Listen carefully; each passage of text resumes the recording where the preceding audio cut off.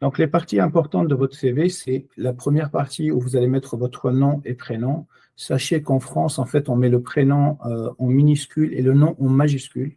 Ça peut vous étonner, mais on va vous mettre quelques CV de personnes qui sont issues de pays d'Afrique ou de pays étrangers. Vous allez voir que c'est très compliqué souvent de savoir c'est quoi le nom, c'est quoi le prénom. Surtout, il y a des noms à répétition, des prénoms à répétition. Il y a des gens qui ont les noms et les prénoms qui sont des prénoms, plus ou moins. Donc, il y a du Ahmed Ali ou Ahmed Atem, enfin, des trucs comme ça, quoi. Donc, sachez que la bonne façon de faire, c'est mettre le prénom en minuscule, le nom en majuscule. Il faut mettre l'intitulé de votre poste, votre adresse. L'adresse, il faut mettre juste la ville. Là, ça ne sert à rien de mettre le nom de la rue, l'étage, tout ça.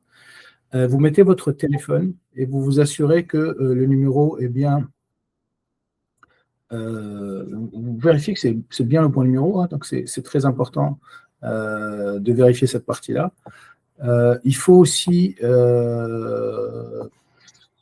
mettre votre adresse email, mais il faut que ça soit une adresse email pro. Faites attention des adresses email où vous avez mis votre date de naissance ou votre équipe de foot préférée ou, je ne sais pas, le nom de votre animal de compagnie. Donc, essayez de mettre vraiment des adresses pro. Donc, si vous êtes en train de postuler en tant que freelance, sachez que c'est très important de mettre une adresse pro.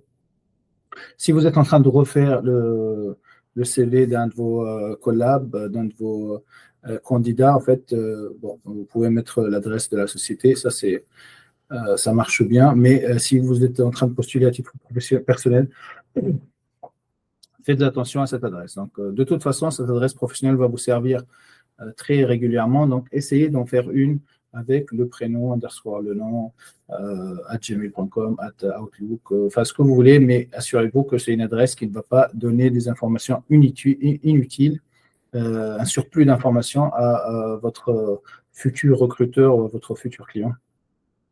Donc, à éviter. Si vous êtes freelance aussi, essayez de faire un travail sur votre compte LinkedIn. Vous allez voir tout au long de la formation que c'est vraiment quelque chose de très important qu'il faut faire sérieusement.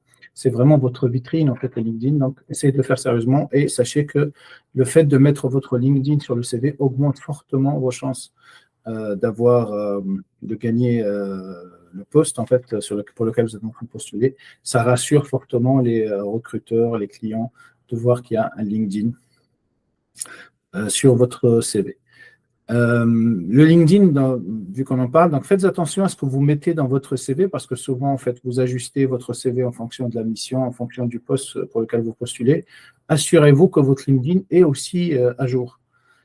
Et faites attention parce que si vous mettez n'importe quoi sur votre CV, ça va se voir sur votre LinkedIn et du coup, vous risquez, enfin, on a eu beaucoup de mauvaises surprises à cause de ça. Donc, déjà, ne montez pas trop sur le CV. Faites attention, essayez de faire des choses raisonnables, même si je sais que souvent vous voulez. C'est une bonne façon en fait de changer le CV, pour prendre quelque chose qui est sur l'appel d'offres, sur le poste, la fiche de poste pour laquelle vous postulez. C'est intelligent de prendre des éléments de cette fiche de poste et de les mettre dans le CV, mais il faut que ça soit cohérent, il faut que ça soit plausible, il faut que ça soit réel idéalement. Donc faites attention si vous faites ça, assurez-vous que le LinkedIn est cohérent par rapport à ce que vous êtes en train de faire sur le CV. Après, vous faites une petite présentation, un petit sommaire, vous expliquez en quelques lignes qu'est-ce que vous faites, qu'est-ce que vous attendez, qu'est-ce que vous cherchez, et vous rentrez dans le vif du sujet, à savoir les informations personnelles, l'expérience, l'éducation, donc la formation, les langages et les certifications. Donc, il y a beaucoup de choses, mais on va essayer de les voir un à un et on va en parler de très en détail.